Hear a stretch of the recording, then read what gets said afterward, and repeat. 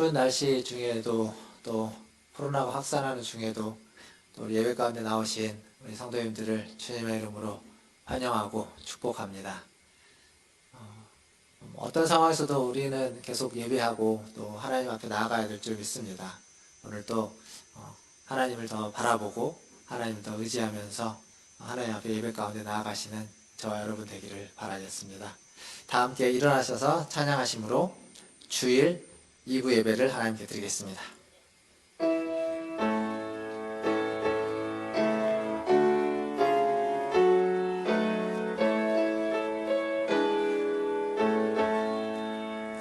찬양하라 내 영혼아, 찬양하라 내 영혼아, 온 마음과 정성 다하여 주 찬양하라. 경배하라 내 영혼아, 경배하라 내 영혼아, 온 마음과 정성 다하여 주 경배하라. 하나님, 오늘도 하나님을 찬양하며 경배하며 주님 앞에 나아갑니다. 우리의 예배를 받으시고 우리의 예배 가운데 임재하셔서 하나님 말씀하시고 따뜻한 위로와 격려로 때로는 추상 같은 하나님의 말씀으로 우리를 새롭게 하여 주시옵소서. 감사하며 예수님의 이름으로 기도하옵나이다. 아멘. 다 함께 교독문 63번 시편 145편 함께 교독하겠습니다. 교독문 63번 시편 145편입니다. 교독하겠습니다. 왕이신 나의 하나님이여, 내가 주를 높이고 영원히 주의 이름을 송축하리이다.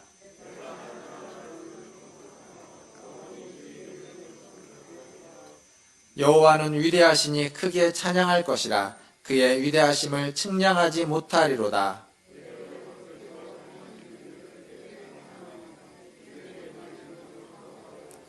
주의 존귀하고 영광스러운 위엄과 주의 기이한 일들을 나는 작은 소리로 읊조리리이다.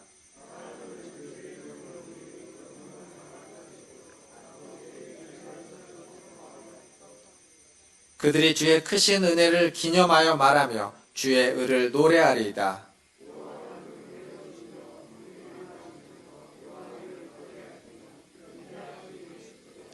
여호와께서는 모든 것을 선대하시며 그 지으신 모든 것에 긍휼을 베푸시는도다. 여호와여, 주께서 지으신 모든 것들이 주께 감사하며 주의 성도들이 주를 송축하리이다. 아멘. 사도신경으로 신앙을 고백합니다. 전능하사 천지를 만드신 하나님 아버지를 내가 믿사오며 그 외아들 우리 주 예수 그리스도를 믿사오니 이는 성령으로 잉태하사 동정녀 마리아에게 나시고 본디오 빌라도에게 고난을 받으사 십자가에 못 박혀 죽으시고 장사한 지 사흘 만에 죽은 자 가운데서 다시 살아나시며 하늘에 오르사 전능하신 하나님 우편에 앉아 계시다가 저리로서 산자와 죽은 자를 심판하러 오시리라. 성령을 믿사오며 거룩한 공회와 성도가 서로 교통하는 것과 죄를 사하여 주시는 것과 몸이 다시 사는 것과 영원히 사는 것을 믿사옵나이다. 아멘. 다 함께 앉으셔서 357장 찬양하겠습니다.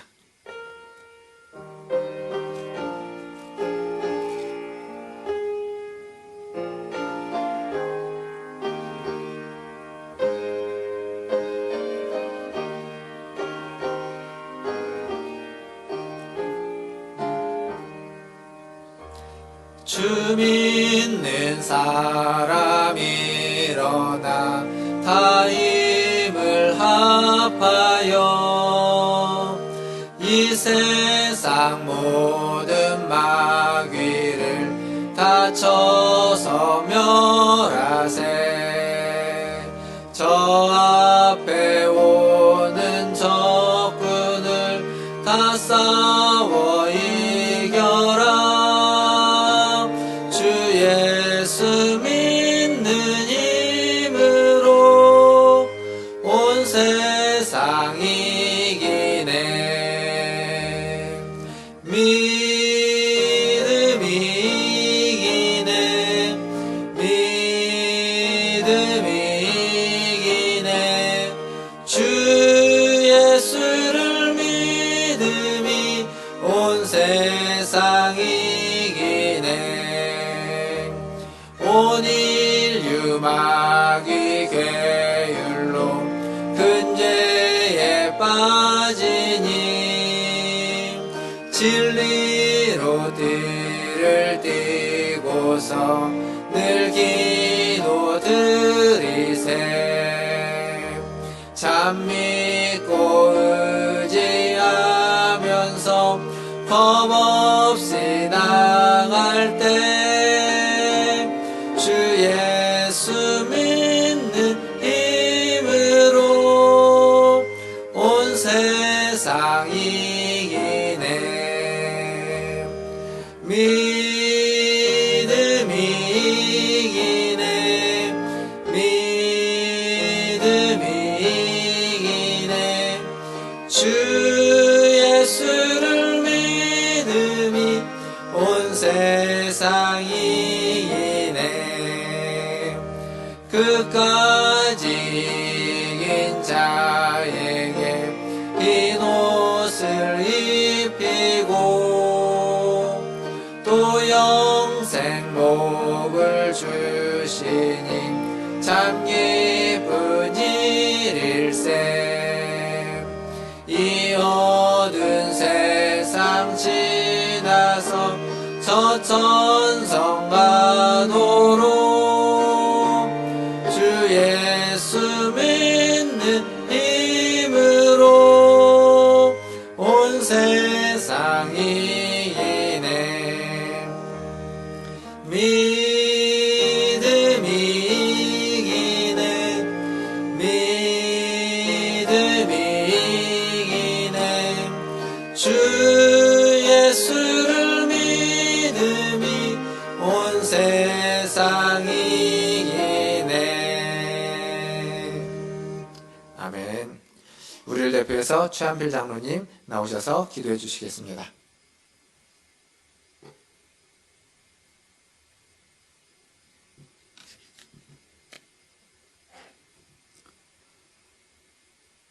온 세상 만물을 말씀으로 창조하시고 인간의 생사화복을 주관하시는 하나님 아버지께 영광과 찬양과 경배를 올려드립니다. 복된 주님의 날을 허락하여 주시고 세상에 살던 저희들을 불러 세상 사람들과 구별되게 주님께 예배드리도록 은혜를 베풀어 주심에 감사를 드립니다. 지난 한 주간에도 주님께서는 저희들을 은혜로 품어주시사 일용할 양식과 일터와 건강을 허락하여 주심을 감사드립니다. 점점 추워가는 날씨 가운데서도 오직 주님만을 기다리는 심령으로 살게 하시고 따뜻한 마음으로 어려운 이웃을 돌아보고 위로하고 사랑을 함께하는 문화천 성도들이 될 수 있도록 인도하여 주시옵소서. 하나님 아버지, 저희는 주님의 은혜로 구원을 받았으면서도 세상 사람과 구별되지 못하게 살았음을 고백합니다. 이 예배를 통하여 주님의 모습을 닮는 변화가 얻게 되기를 기도합니다. 주님의 마음과 뜻과 섭리를 깨달게 되고 주님을 만나는 시간이 되기를 기도합니다. 기도와 찬양을 통하여 주님의 영광에 참여하는 귀한 기쁨을 체험하는 저희들이 되도록 성령님께서 도와주시옵소서. 확진자가 확산되는 코로나19로 인해 두려워하는 이 나라와 온 열방 위에 참된 지혜와 회복의 역사가 있게 하여 주시고 속히 신약이 개발되어 바이러스가 종식되어 온 세계가 살롬의 평안강이 임하기를 기도합니다. 저희들에게 지혜와 능력을 부어 주시옵소서. 교회의 머리 되신 주님, 특별히 주님이 귀히 쓰시는 박성호 목사님을 통하여 우리 교회가 성장될 수 있도록 인도하여 주시고 영육간의 강건함으로 늘 허락하여 주시옵소서. 이 시간도 주님의 말씀을 전하실 때에 그 말씀을 통해 저희가 주님의 음성을 듣게 하시고 주님의 마음을 알게 해주시고 그 가르침으로 살아가는 변화를 얻도록 성령께서 역사하여 주시옵소서. 이 시간 성령께서 저희들을 변화시켜 주사 한평생 주님의 자녀로 주님이 주신 약속을 믿고 주님의 사랑을 세상에 전하며 살아갈 수 있는 능력을 공급받는 귀한 시간으로 삼아 주시옵소서. 저희들 중에 육신의 병으로 물질의 궁핍함으로 어려움을 당하는 성도들이 있습니다. 그들의 처지를 주님께서 다 아시오니 그들에게 치유와 위로와 꿈을 허락하여 주시옵소서. 특별히 교육부서를 위해 기도합니다. 코로나19로 인하여 너무도 어려운 속에 처한 저희 학생들, 주님을 멀리할까 염려 속에 있습니다. 주님을 향한 주님 믿음의 손을 꼭 잡고 십자가를만 바라보고 나갈 수 있도록 하나님이 인도하여 주시옵소서. 다음 주 중에는 우리 교회 강서정 학생을 비롯하여 대학을 꿈꾸는 학생들이 수능이라는 시험을 치르게 되는 날입니다. 하나님 귀한 자녀들이 그동안 학교에서 학원에서 이 날을 위해 노력하고 공부한 것들을 잘 기억하여 문제를 읽을 때마다 서슴지 않고 답을 쓸 수 있도록 지혜와 총명을 허락하여 주시옵소서. 사랑의 주님, 얼마 남지 않은 시간들을 뒤돌아보며 이 한 해를 잘 갈무리할 수 있는 저희들이 되도록 인도하여 주시옵소서. 이 예배가 온전히 주님께 드려지는 신실한 예배로 인도해 주시기를 원하오며 예수 그리스도의 이름으로 기도드립니다. 아멘.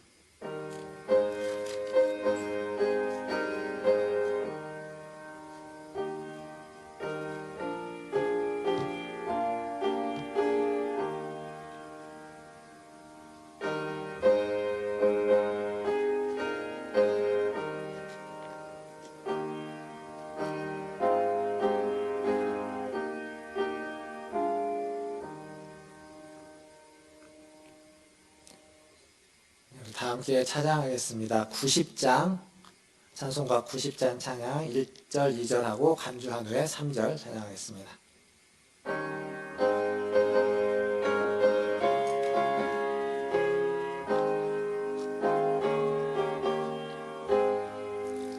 주 예수 내가 알기 전 날 먼저 사랑했네. 그 크신 사랑 나타나 내 영혼 거듭났네. 주 내 맘에 늘 계시고 나 주의 안에 있어. 저 포도비유 같으니 참 좋은 나의 친구. 내 친구 대신 예수님 날 먼저 아시려고 그 귀한 몸을 버리사 내 죄를 대속했네.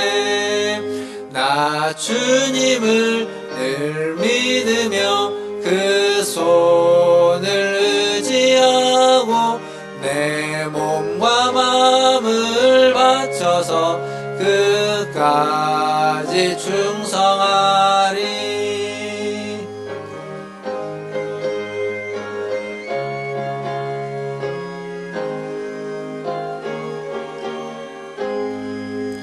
내 진실하신 친구여 그 은혜 내려주사 날 항상 보호하시고 내 맘에 되옵소서.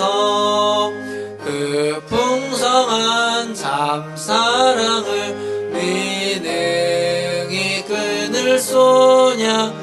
날 구원하신 예수는 참 좋은 나의 친구. 아멘. 교회 소식 전해드리겠습니다. 이번 주는 우리 이사야서 말씀 13장부터 39장까지 통독하도록 하겠습니다. 이사야서가 좀 양이 많은데요. 그래도 함께 통독에 힘써주시면 감사하겠습니다. 그리고 이제 연말이 됐죠. 내년도 달력이 준비되어 있습니다. 뒤편에 보시면 2021년도 달력이 준비되어 있는데 예배 마치시고 필요하신 분들은 가져가 주시면 감사하겠습니다.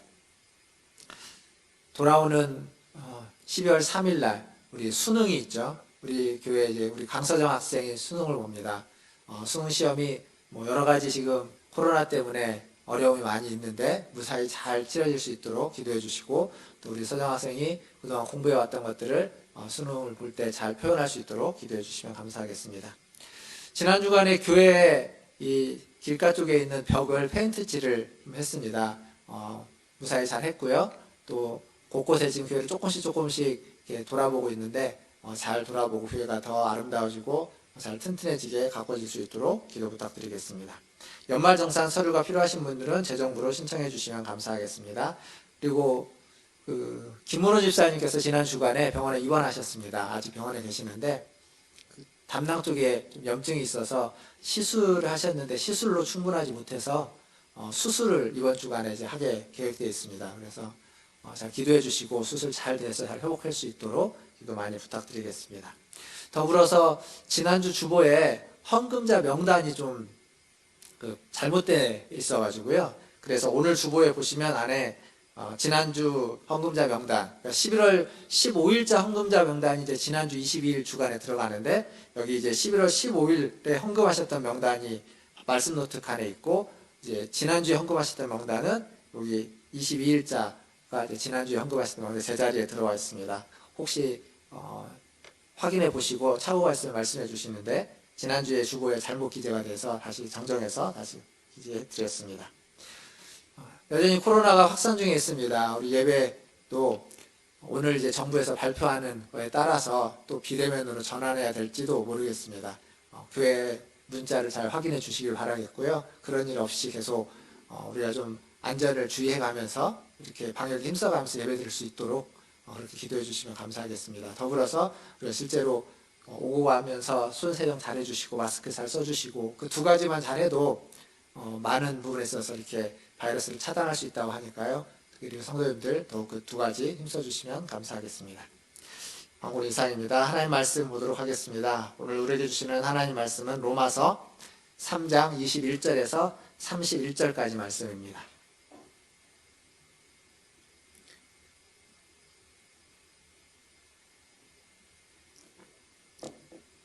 로마서 3장 21절에서 31절까지 말씀 한 절씩 교독하도록 하겠습니다. 제가 먼저 21절 읽겠습니다.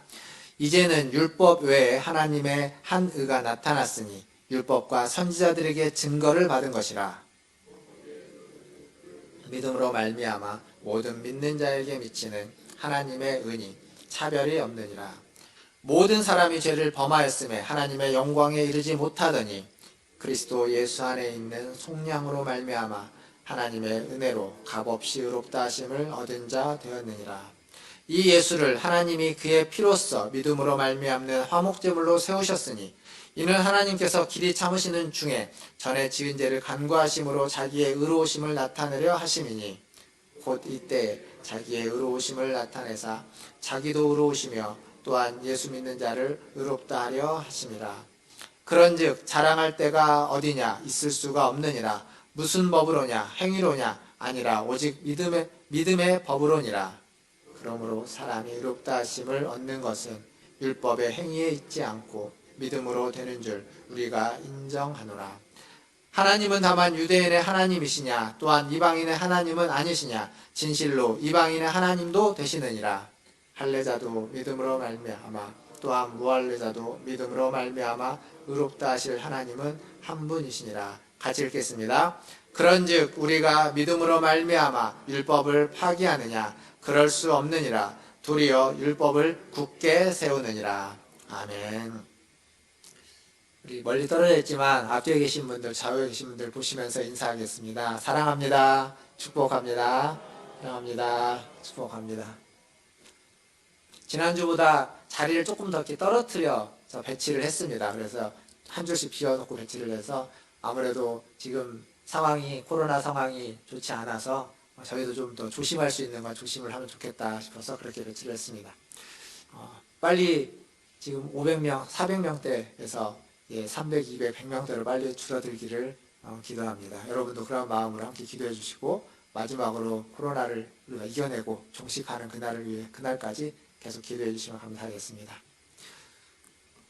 사형제도가 있습니다. 우리나라도 사형제도가 법적으로는 있습니다. 그러나 사형을 집행한 것은 굉장히 오래전이라고 알고 있습니다. 근데 여전히 사형을 집행하는 나라들이 있습니다. 특히 이 마약과 관련된 범죄는 사형으로 다스리는 나라가 여러 군데 있는데 그 중에 중국도 마찬가지입니다. 중국은 외국인들이 마약 밀매를 하다가 걸려도 사형을 언도하고 집행하는 경우들도 종종 있습니다. 우리나라 사람도 그렇게 그런 일을 당한 적이 있고요. 근데 2014년도에 중국에 아주 수십 킬로의 마약을 밀매하는 그 조직이 검거가 됐습니다. 굉장히 큰 조직이 검거가 됐는데 그때 이제 재판에서 그 주동자였던 4명에 대한 판결이 이루어지는데 2명은 사형을 언도받고 1명은 징역 15년, 1명은 징역 4년 이렇게 언도를 받습니다.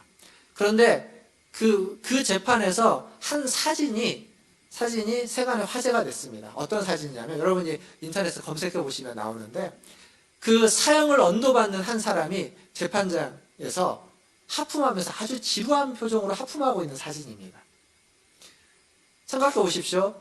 그 자리에서 지금 자기가 사형을 언도받고 이제 중국은 사형을 빨리 집행해 버리거든요.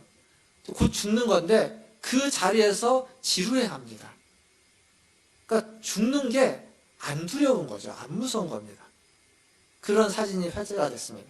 사실 보통 사람은 재판을 받는다는 것 자체도 굉장히 부담되고 두렵지만 거기에서 죽음이라는 것 앞에서는 아마 초연할 수 있는 사람이 별로 없을 겁니다.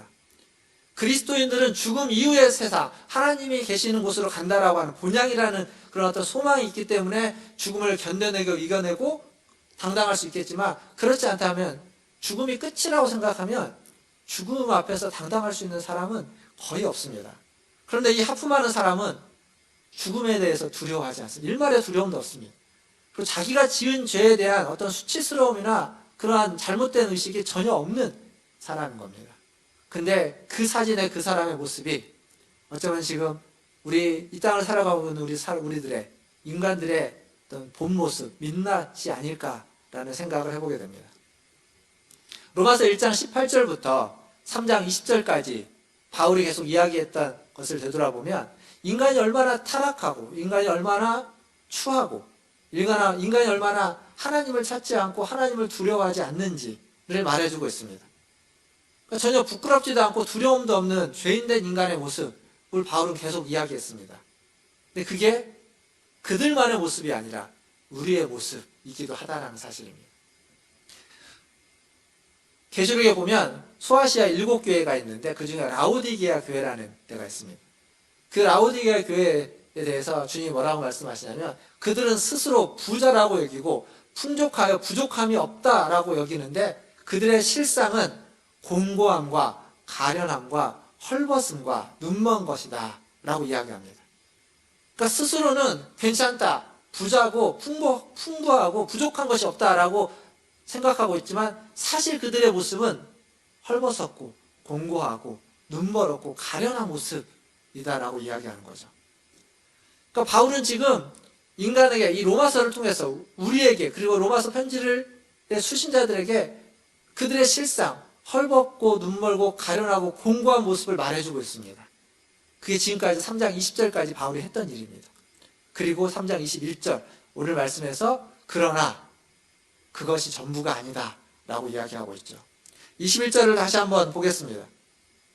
21절을 보면 이제는 이렇게 시작합니다. 근데 그 앞에 접속사가 하나 생략되어 있습니다. 영어 성경에 보면 제가 확인해 본 바로는 제가 확인해 본 모든 영어 성경에는 딱 이 시작을 어떻게 쓰냐면 but now 이렇게 시작합니다. 그러니까 그러나라는 말이 있습니다. 그러나 이제는 이렇게 시작합니다.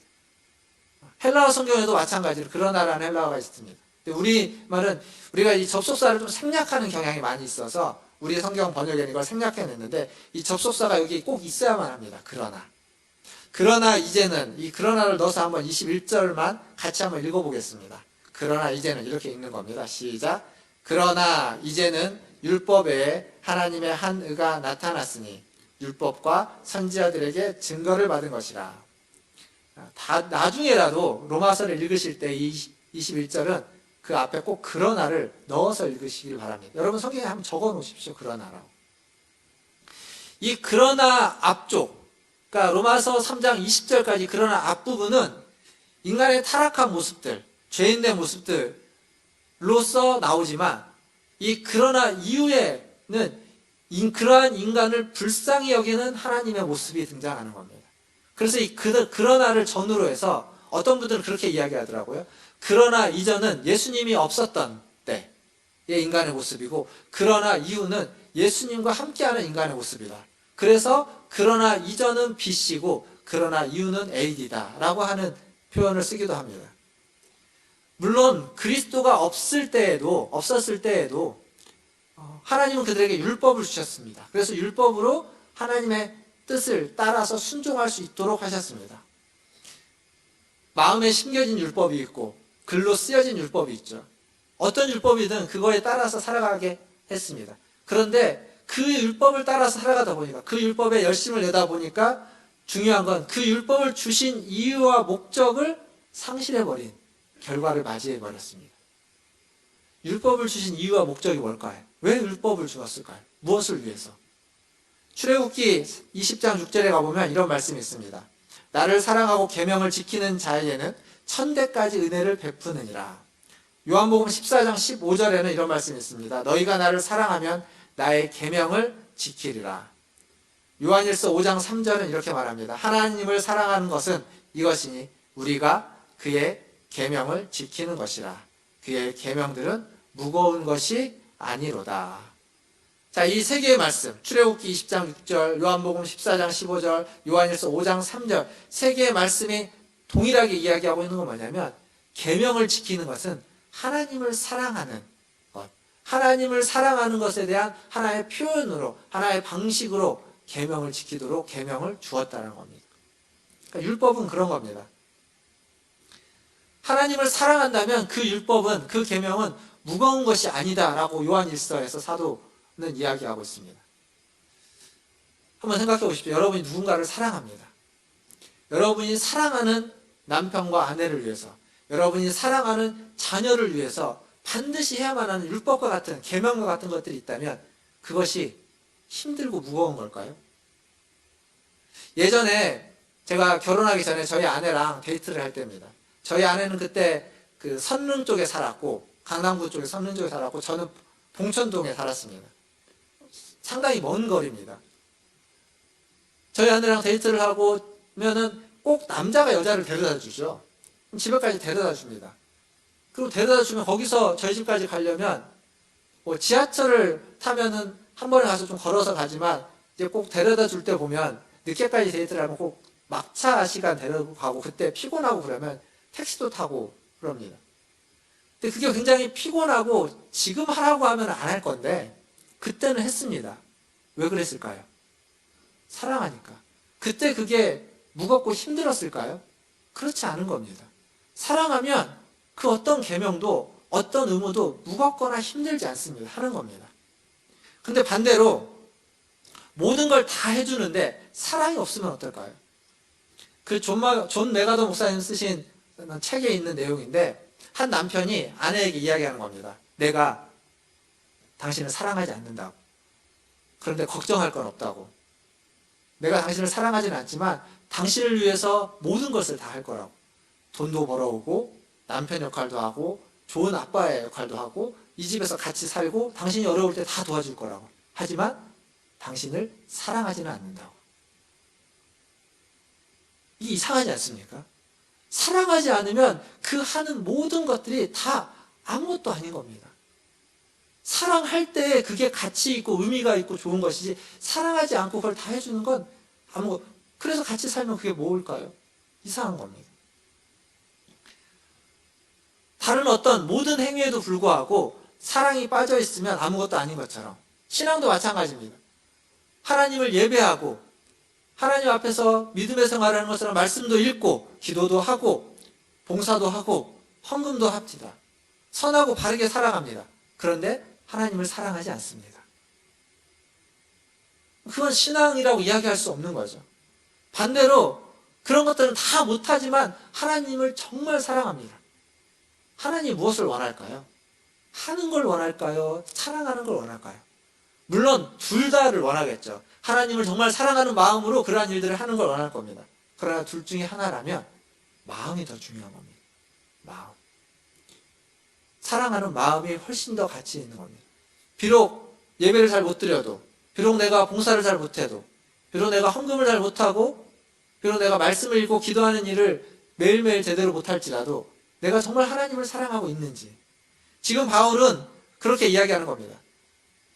하나님을 사랑하지 않고 율법만 빠져서 율법의 행위에만 머물러 있는 그들에게 이렇게 이야기하는 거죠. 그러나 이제는 변했다는 겁니다. 그러나 이제는 율법에서 넘어서서 율법의 행위에서 넘어서서 하나님을 사랑하는 것, 하나님의 은혜로 나아가야 된다는 겁니다. 그래서 율법만 아는 신앙에서 이제는 은혜를 아는 신앙으로, 율법만 아는 신앙에서 이제는 사랑을 아는 신앙으로 나아가야 된다라고 지금 바울은 이야기하고 있습니다. 여기서 안다는 것은 체험한다는 겁니다. 그냥 머리로 아는 것이 아니라 내가 실제로 체험하는 거죠. 율법은 우리가 수없이 많이 체험합니다. 우리가 누군가를 지적하는 거, 이거 다 율법을 기준으로 하는 겁니다. 그리고 누군가로부터 내가 지적을 당한다면 그것 또한 율법입니다. 그러니까 내가 늘상 우리가 체험하고 있는 겁니다. 다른 사람의 잘잘못을 판단하고 다른 사람의 잘못을 지적해 주는 건 율법적인 겁니다. 그건 우리가 직접 체험해서 압니다. 그것이 무엇인지. 사랑과 은혜는요. 사랑과 은혜도 아무리 제가 여기서 설명을 한들 그 설명으로 여러분이 체험할 수는 없습니다.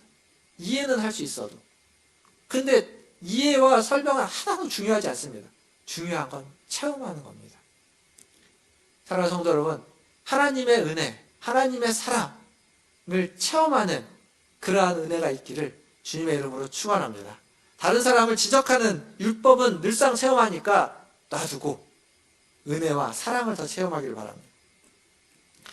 로마서 3장 21절과 22절을 다시 한번 보겠습니다. 다시 한번 보면 21절 보면 그러나 이제는 율법 외에 하나님의 한 의가 나타났으니, 그리고 22절로 넘어가면 곧 예수 그리스도를 믿음으로 말미암아 모든 믿는 자에게 미치는 하나님의 은이 차별이 없느니라. 자, 은혜와 사랑을 위해서 하나님의 한 의가 새롭게 등장한 겁니다. 22절을 보니까 그것은 예수 그리스도를 믿음으로 모든 자에게 주어지는 의다라고 되어 있습니다. 예수 그리스도를 믿음으로 주어지는 의. 근데 이게 번역이 그렇게 좋지 않습니다. 여기서 믿음으로라는 말이 이런 의미도 있지만 이 맥락에서의 믿음으로는 신실함으로 번역하는 것이 낫습니다. 그래서 이렇게 되는 거예요. 예수 그리스도의 신실함으로 모든 믿는 자에게 주어진 하나님의 의다라고 번역하는 게 훨씬 더 좋은 번역입니다. 왜 그러냐면 이게 자칫 이렇게 되면 우리에게 주어진 하나님의 의가 우리가 예수 그리스도를 절실하게 바르게 믿었기 때문에 주어지는 것처럼 느껴집니다. 그렇지 않습니다. 우리가 아무리 바르게 아무리 절실하게 믿어도 그 믿음 때문에 하나님의 의가 우리에게 주어지는 것이 아니라 예수 그리스도의 믿음, 예수 그리스도의 신실함 때문에 우리에게 하나님의 의가 주어지는 겁니다. 우리는 믿음으로 그걸 받는 것뿐이지 우리가 믿었기 때문에 주어지는 게 아닙니다. 그래서 예수 그리스도의 신실함 때문에 우리는 하나님의 의를, 예수 그리스도 때문에 우리는 하나님의 의를 얻을 수 있고 의가 우리에게 주어지는 겁니다. 우리의 노력과 공로와 열심 때문이 아니라. 우리 모두는 죄인입니다. 하나님의 의로움에, 하나님의 의에 도달할 수 없습니다. 마치 뭐와 같냐면 여기에서 우리가 산에 올라가는 거나 혹은 아파트에서 엘리베이터 타고 올라가는 거나 혹은 비행기를 타고 상공을 올라가는 거나 그 모든 것들의 높이가 우주 밖에서 봤을 때는 하나도 다른 게 아니라 똑같습니다. 차이가 없는 겁니다. 우리가 보기에는 엄청나게 차이는 있죠. 땅에 있는 것과 산에 올라가는 것, 아파트에 올라가는 것, 비행기를 타고 하늘로 올라가는 건 엄청난 높이 차이가 느껴져 있지만 우주 밖에서 봤을 때는 전혀 차이가 없는 겁니다. 하나도 차이가 없이 똑같은 겁니다. 인간의 모습은 그렇습니다. 하나님의 의라는 데에서 봤을 때에는 인간의 모든 노력은 아무것도 아닌 것이죠. 율법을 아무리 잘 지켜도 하나님의 의로움에 도달할 수는 없습니다. 그러나 그 하나님의 의가, 그 하늘에서부터 있는 그 하나님의 의가 우리에게 주어지는 것은 우리가 비행기 타고 위로 올라가고 산에 높이 올라갔기 때문이 아니라 그리스도의 신실함 때문에, 하나님이 언약에 신실하시기 때문에 오셔서 우리에게 아무런 조건 없이 주시는 겁니다. 값없이 주어졌다라고 얘기하는 거죠. 값없이, 이유 없이, 조건 없이 우리에게 허락되는 겁니다. 값없이 주어졌다고 하는 건 우리가 공짜라고 얘기하죠. 공짜. 근데 값없이 주어졌다는 게 진짜 공짜라는 의미는 아닙니다. 오늘 말씀 다시 한번 보면 24절과 25절에 이렇게 되어 있죠. 24절을 보시면 이렇게 쓰여져 있습니다. 그러므로 예수 안에 있는 속량으로 말미암아 하나님의 은혜로 값없이 의롭다 하심을 얻은 자 되었느니라. 값없이라고 되어 있죠. 값없이 의롭다 하심을 얻었습니다. 25절에 보면 이 예수를 하나님이 그의 피로써 믿음으로 말미암는 화목제물로 세우셨으니, 그의 피로써 화목제물로 세우셨다라고 이야기합니다. 값없이 우리에게 주어진 의, 다른 말로 하면 속량을 통해서 주어진데, 속량이라는 게 무슨 의미냐면 우리가 잘 쓰지 않는 말인데 노예를 해방시켜주는 겁니다. 로마 시대는 이게 굉장히 흔한 용어였을까요? 노예 해방이 많이 있었다고 하는데, 노예가 로마 인구의 한 반 이상을 차지했기 때문에 엄청나게 많은 노예들이 있었고, 그들 중에는 자유로운 노예로부터 해방된 노예들이 있었습니다. 노예 해방을 어떻게 하냐면 누군가의 노예였을 때 그 사람을 돈을 주고 대가를 지불하고 그 사람을 삽니다. 산 다음에 그 사람의 노예 증서를 다 찢어서 없애버리는 겁니다. 그리고 그 사람에게 산 사람이 자유를 선포하는 거죠. 우리나라에도 100년, 200년 전에 조선시대의 종들은 똑같았습니다. 노예였습니다. 미국의 100년 전의 흑인들의 어떤 노예로서 있었던 때 똑같았던 겁니다. 근데 그 속량을 받는 사람에게는 아무런 대가가 없이 주어지는 거지만, 그걸 속량해주는 사람은 대가를 지불한 겁니다. 속량을 받는 우리는 값없이 은혜를 받았지만, 의로움을 받았지만, 그것을 주는 하나님은 큰 대가를 지불했습니다. 그게 바로 예수 그리스도의 십자가입니다. 예수 그리스도의 피 흘리심입니다. 그 가치를 지불하고 우리를 사와서 우리에게 값없이 그냥 자유를 주시는 겁니다. 해방시켜주는 거죠. 그러니까 성경이 값없다고 이야기하는 건 진짜 값이 없다라는, 영원이다라는 의미가 아닙니다. 그만큼 엄청나게 귀하고 가치 있는 겁니다. 사람의 생명을 돈으로 환산할 수 있을까요? 사람의 생명의 값을 매길 수 있습니까? 그럴 수 없습니다. 사람의 생명은 그 어떤 돈의 무게보다도 더 귀하고 가치 있는 겁니다. 하물며 예수 그리스도의 생명은 어떨까요? 예수 그리스도의 생명은 더할 나위 없을 겁니다.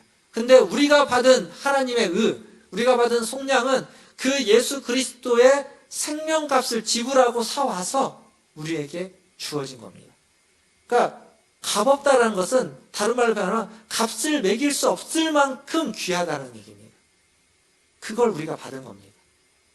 우리가 받은 의로움은, 속량은, 구원은 그런 거죠. 그래서 꼭 기억해야만 합니다. 은혜는, 값없이 받은 은혜는 그냥 공짜로 주어진 은혜가 아니라 값을 매길 수 없을 만큼 귀해서 도대체 값을 얼마만큼 지불해야 할지 상상도 할 수 없어서 그냥 하나님이 그냥 주신 겁니다. 마치 뭐냐면 1만 달란트 빚진 자를 탕감해 주는 것 같습니다. 갚을 수가 없는 거거든요. 아무리 노력해도 갚을 방법이 없는 것을 탕감해 주는 것처럼 값을 매기는 겁니다. 그래서 신학자 존 머리는 이렇게 얘기했습니다. 하나님은 당신의 진노를 없애기 위해서, 우리를 향한 당신의 진노를 없애기 위해서 아들을 죽음에 내몰아 그 피를 흘리게 하실 만큼 진노의 대상인 인간들을 아주 지독히 사랑하셨다. 하나님의 그 끔찍한 사랑, 우리를 향한 끔찍한 사랑은 우리가 진노의 대상임에도 불구하고, 심판마다 마땅한데도 불구하고 우리를 너무도 끔찍히 사랑해서 자기의 독생자 아들을 그 진노 가운데 내몰아서 우리를 대신해서 피 흘리게 만드셨다라는 이야기입니다. 이 신학사의 이야기죠. 사랑하는 성도 여러분, 여러분은 이렇게 하나님의 끔찍한 사랑을 받고 있는 사람들입니다. 하나님의 이 귀한 사랑을, 하나님의 이 크신 사랑을 받고 있는 분들이 바로 저와 여러분들입니다. 우리는 이것을 잊지 말아야 됩니다. 근데 이 하나님의 은혜, 이 하나님의 사랑, 이 하나님의 구원 앞에 우리는 너무 감동이 사라져버렸습니다. 감격하지 않습니다. 예전에 신앙생활 아마 처음 하실 때에 그러한 은혜와 그러한 감동과 감격이 있었을 겁니다. 그런데 지금은 너무 익숙해져서 감격이 사라졌고 감동되지 않습니다. 아무리 많이 설명해도, 어떤 설명에도 우리의 마음이 그렇게 잘 움직이지 않습니다. 이게 문제입니다. 감격이 회복되어야만 하는 거죠. 우리에게 주어지는, 값없이 주어지는 그 하나님의 은혜를 들을 때, 그 은혜를 깨달을 때, 아니 그 은혜가 내게 있다는 사실을 생각만 해도 감동이 되고 감격이 돼야 되는데, 그게 사라지면 뭐가 같냐면 모든 건 다 하는데 사랑이 없는 남편 같은 겁니다. 안고 없는 찐빵 같은 거죠. 다 합니다. 하나님을 위해 헌신도 하고 봉사도 하고 예배도 드리고 다 하는데 사랑이 없는 것처럼 감동과 감격이 사라진 건 그런 겁니다. 그래서 감동과 감격을 회복해야만 하는 거죠. 박종호라는 성가사가 있습니다. 그 성가사가 그 CCM 가수가 부른 찬양 중에 하나님의 은혜라는, 나를 지으시는 하나님이라는 곡이 있죠. 그 곡의 후렴에 보면 이런 가사가 있습니다. 한량 없는 은혜, 바꿀 수 없는, 갚을 길 없는 은혜, 내 삶을 에워싸는 하나님의 은혜, 이런 가사가 있습니다. 노래를 부를까 했는데 부르면 안 되겠네. 내 삶을 에워싸고 있는 하나님의 은혜. 여러분의 삶을 지금 에워싸고 있는 건 뭡니까? 올 한 해 우리의 삶을 에워싸고 있는 건 코로나죠. 코로나 때문에 모든 우리의 삶이 다 영향을 받고 있고, 일하는 거, 다니는 거, 만나는 거, 예배 드리는 거, 먹는 거, 모든 것이 코로나 때문에 우리의 삶을 다 에워싸고 있습니다.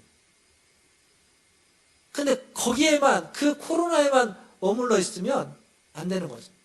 그 코로나까지를 포함해서 우리의 삶을 정말로 에워싸고 있는 것이 하나님의 은혜다라는 사실을 우리는 알 수 있어야 됩니다. 느낄 수 있어야 됩니다. 그리고 그것에 감사하고 감동하고 감격할 수 있어야 되는 겁니다. 오랫동안 신앙생활을 해왔지만 아직도 해결하지 못했던 문제들과 상처들에 쌓여 있거나 낙심과 절망과 좌절에 여러분이 쌓여 있다면 그 모든 것들을 다 내려놓고 하나님의 은혜가 여러분을 감싸고 있다는 것을 아시기를 바라겠습니다. 다 사라져도 오직 하나님의 은혜만은 나를 감싸고 있기를. 그러니까 뭔가 잘 돼서 여기 서정이가 예배에 들어왔는데 12월 3일 날 수능을 보러 가죠.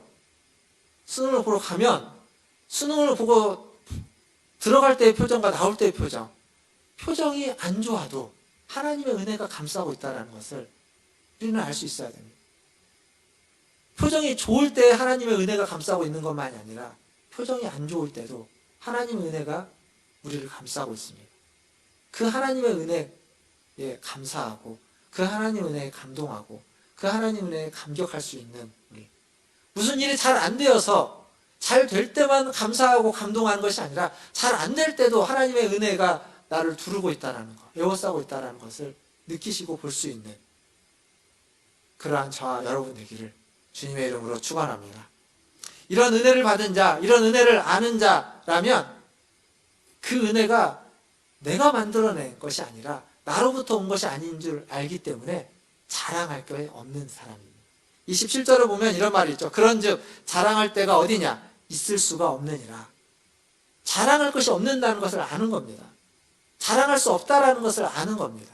왜냐하면 그건 내가 만들어낸 게 아니기 때문에, 내 힘으로 된 게 아니기 때문에, 그건 정말 하나님이 주신, 값을 매길 수 없는 하나님의 그 사랑으로 말미암아 내게 주어진 은혜인 것을 알기 때문에 그렇습니다.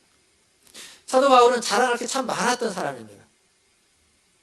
히브리인 중에 히브리인이요, 베냐민 집하고 바리새인이고, 율법으로는 흠이 없는 자고, 열심은 그 누구도 따라갈 수 없을 만큼 뛰어난 자였습니다. 그런데 그는 그 모든 것들을 다 빌립보서에 보면 다 배설물로 여긴다라고 말하고 있습니다. 왜 그랬을까요? 왜 그 자랑할 만한 것, 자랑해도 그거 자랑하고, 그러니까 내가 이러니까 내가 믿는 예수를 믿어라 라고 하지 않고 그것들을 다 배설물로 여기면서 살고 복음을 전했을까요? 그것은 그리스도를 얻기 위해서라고 이야기하고 있습니다. 그리스도를 얻기 위해서. 그리스도의 생명에 동참하기 위해서, 생명을 얻기 위해서 그것들을 다 버리는 겁니다.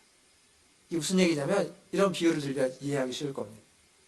어떤 사람은 물에 빠졌습니다. 물에 빠져서 허우적거리는 거죠. 살려달라고 하는 겁니다.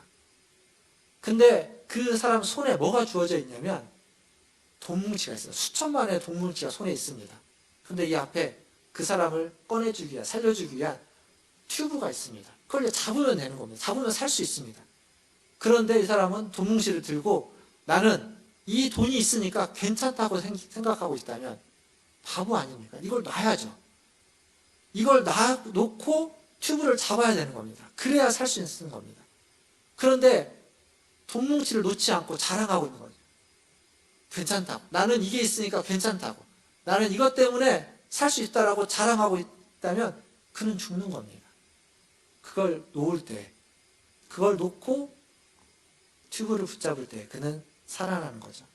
자랑을 포기해야, 자랑하지 않아야, 자랑할 것들을 다 내려놔야, 그것들을 다 버려야만 하나님을 얻을 수 있는, 그리스도를 얻고 그리스도의 생명을 얻을 수 있는 겁니다.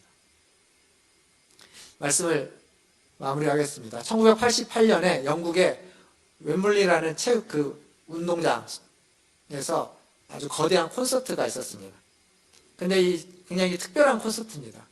이 콘서트는 넬슨 만델라라고 하는 남아프리카에 있는 나중에 대통령이 되는 분의 70세 생일을 기념해서 열린 콘서트입니다. 남아프리카에 있는 사람을 기념하는 콘서트를 영국에서 열었습니다. 왜 그랬냐면 그때 1988년도에 이 넬슨 만델라는 어디에 있었냐면 남아프리카의 교도소에 있었습니다. 인권운동을 하는 그는 붙잡혀가지고 감옥에서 갇혀 있는데 그 사람의 구호를 위해서, 그 사람의 그 인권운동의 가치를 전 세계가 동의하면서 영국에서 콘서트가 열렸는데 장장 11시간 동안 열렸습니다. 11시간 동안 7만여 명의 사람들이 모여가지고 그 팝 가수들, 아티스트 83명이 참여를 해서 콘서트를 벌였습니다. 그 넬슨 만델라에 대한 전 세계의 지지를 보내는 거죠. 함부로 건들지 못하도록 하는 지지를 보내는 겁니다. 근데 그 11시간에 장장 11시간 동안 있었던 콘서트의 맨 마지막 시간에 그 제시 놀먼이라는 흑인 그 소프라노 가수가 이제 무대에 섭니다. 무대에 서서 그 앞에 휘트니 휴스턴을 비롯해서 수많은 팝 가수들이 공연을 했습니다. 얼마나 사람들이 열광을 하고 얼마나 뜨거운 공연이었겠습니까? 근데 그 공연의 맨 마지막에 등장한 이 제시 놀먼은 무대에 딱 서서 모든 조명을 다 끕니다. 깜깜해지는 거죠. 모든 조명을 딱 끄고 어떤 악기 소리도 들리지 않는 상태에서 노래를 부르기 시작합니다. 한참 침묵한 후에 그 노래가 뭐였냐면 찬송가 305장에 있는 곡입니다. Amazing Grace라는 곡이죠. 나 같은 죄인 살리신. 이 곡을 부르기 시작합니다. 가사를 보면 이렇게 되어 있죠. 나 같은 죄인 살리신 주 은혜 놀라워. 잃었던 생명 찾았고 광명을 얻었네. 2절을 보면 큰 죄악에서 건지신 주 은혜 놀라워. 고마워. 나 처음 믿는 그 시간 귀하고 귀하다. 3절을 보면 이제껏 내가 산 것은 주님의 은혜라. 또 나를 장차 본향에 인도해 주시리. 이 노래가 이렇게 불려지고 있는데 그냥 아카펠라로 연주 없이 그냥 목소리로만 불렀습니다. 조용한 상태에서 불려지는 겁니다. 7만 명의 사람이 조용한 상태에서 불려지는 겁니다. 노래가 불려지자 사람들 사이에서 감동이 일어나는 겁니다. 눈물을 흘리는 사람들, 그곳에서 하나님의 은혜가 느껴지는 거죠. 감동과 감격, 우리에게 그것이 없어지면 하나님을 믿는 우리에게 정말 중요한 게 사라져버린 것과 같습니다. 감동과 감격, 하나님의 은혜에 대한 감동과 감격이 없다면 이 노래를 부를 때 우리가 감동하지 않고 우리의 마음이 감동되지 않고 감격이 우리 가운데 나타나지 않는다면 그때는 우리는 너무 무뎌져 가고 있는 겁니다. 아무리 하나님의 은혜를 앞에서 외친들, 앞에서 아무리 하나님의 은혜가 여러분에게 있다라고 외치고 그 은혜가 얼마나 귀한 것인지 아무리 외친들 여러분의 마음에 감동이 없고 그 하나님의 은혜가 감격스럽게 다가오지 않으면 그럼 우리는 큰일인 겁니다.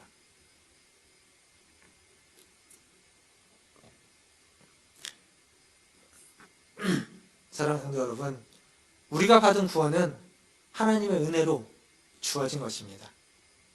은혜를 잊지 말고 기억하십시오. 그리고 그 은혜에 감사하고 감격하시고 감동하십시오. 그리고 한 걸음 더 나아가서 그 은혜가 있기에 그 은혜에 합당하게 살려고 애쓰십시오. 감동과 감격을 하면 그럴 수밖에 없습니다. 애쓸 수밖에 없습니다. 나의 힘으로는 안 되지만, 안 되는 건 줄 알지만 그래도 노력하고 그래도 애쓰고 넘어져도 다시 일어나고 실패했다가도 다시 도전해보는 것은 하나님의 은혜를 알기 때문에 하나님의 은혜를 아는 사람의 모습입니다. 이것이 바로 믿음으로 사는 겁니다. 바울은 말합니다. 이방인이든 유대인이든 할례자든 무할례자든 모두가 다 믿음으로 의롭게 된다고. 믿음으로 사는 하나님의 의를 받아서 믿음으로 살아가야만 한다고. 저와 여러분, 우리 모두도 마찬가지입니다. 믿음으로 살아가시는 하나님 은혜에 대한 감격과 감동이 넘치는 삶을 믿음으로 살아가시는 저와 여러분 다 되시기를 주님의 이름으로 축원드립니다. 기도하겠습니다.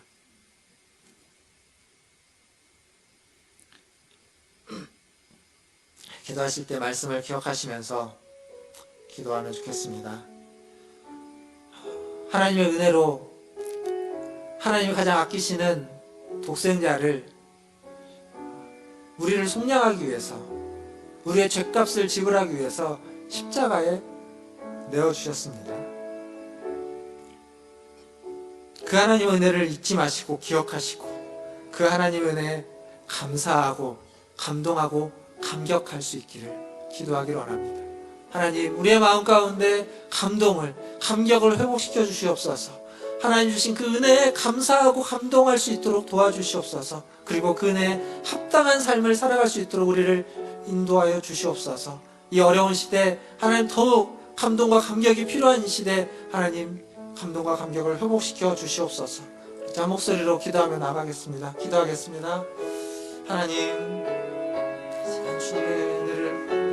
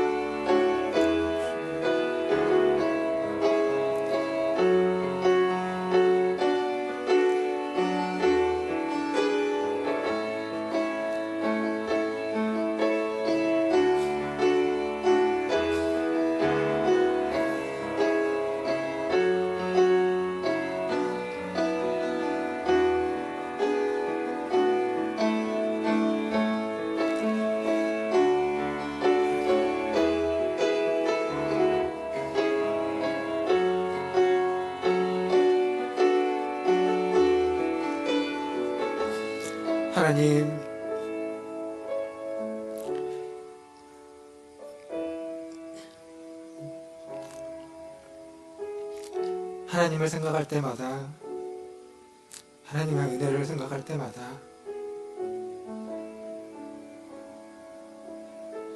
우리의 마음이 뜨거워지게 하시고 감동이 있게 하시고 감격이 있게 하여 주시옵소서.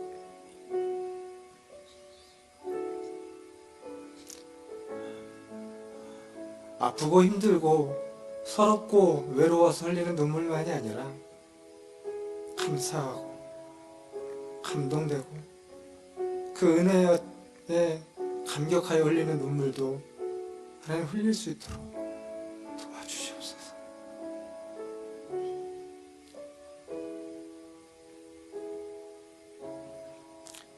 우리에게 그러한 감동을 회복시켜 주시고 그러한 하나님의 은혜를 매일매일 누리고 매일매일 경험하고 그 은혜에 합당하게 살아가기 위해서 애쓰고 몸부림치는 우리 모든 성도들 되게 하여 주옵소서.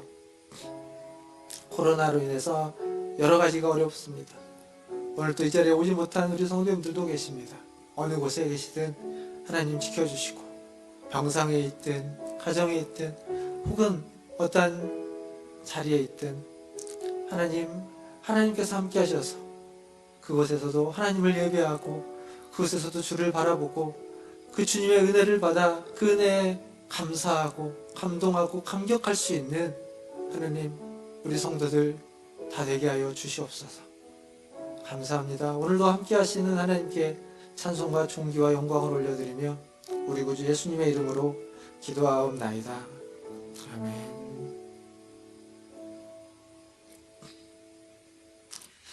우리 310장 찬양하시면서 준비하신 예물 하나님께 드리겠습니다.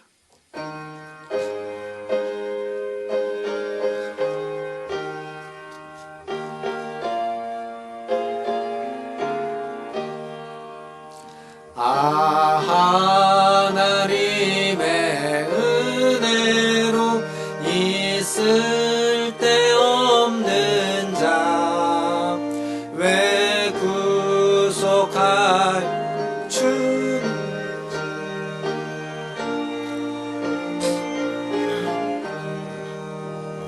내가 믿고 또 의지함은 내 모든 영병 아시는 주님 늘 보호해 주실 것을 나는 확실히 아네.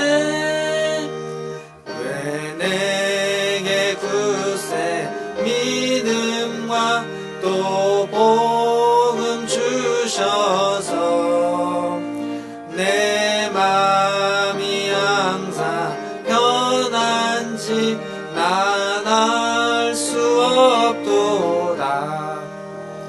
내가 믿고 또 의지함은 내 모든 영편 아시는 주님 늘 보호해 주실 것을 나는 확실히 아네. 왜 내게 성령 주셔서 내 마음 감동해 주 예수 믿게 하는지 난 알 수 없도다. 내가 믿고 또 의지함은 내 모든 영편 아시는 주님 늘 보호해 주실 것을 나는 다 함께 일어나셔서 4절 찬양합니다. 주 언제 강림하실지 혹밤에 혹낮에 또 주님 만날 그곳도 난 알 수 없도다. 내가 믿고 또 의지함은 내 모든 영편 아시는 주님 늘 보호해 주실 것을 나는 확실히 아네.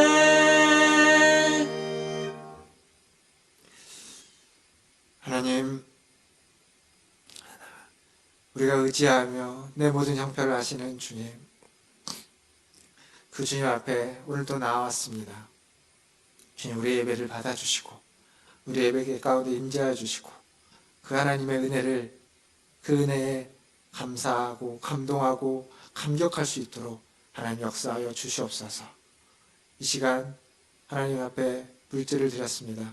주님이 주신 물질 중 일부를 구별하여 귀하게 하나님 앞에 드렸사오니 하나님, 이 물질이 쓰이는 곳마다 하나님의 은혜가 있게 하시고 하나님이 주시는 그 은혜로 말미암은 감동과 감격이 일어나게 하여 주시옵소서. 또한 이 물질을 드린 그 손길과 하나님 그의 인생의 모든 여정 가운데 하나님이 항상 동행하셔서 하나님 어렵고 힘들 때에도 그를 에워싸고 있는 것이 하나님의 은혜인 것을 깨달아 알게 하여 주시고 그 은혜를 느끼고 그 은혜를 체험하고 그 은혜에 감동하고 감격할 수 있도록 주님 날마다 동행하시고 날마다 은혜 베풀어 주시옵소서.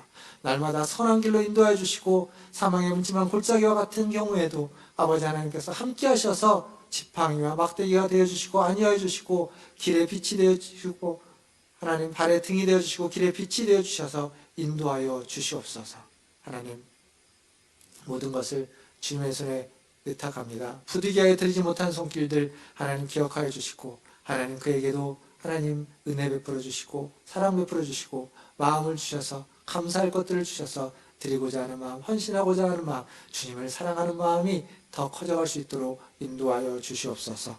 모든 것을 주님의 손에 의탁하며 지금은 우리를 죄에서 구원하여 주신 우리 구주 예수 그리스도의 은혜와 하나님 우리 아버지의 크신 사랑하심과 성령 하나님의 위로교통 충만케 하심이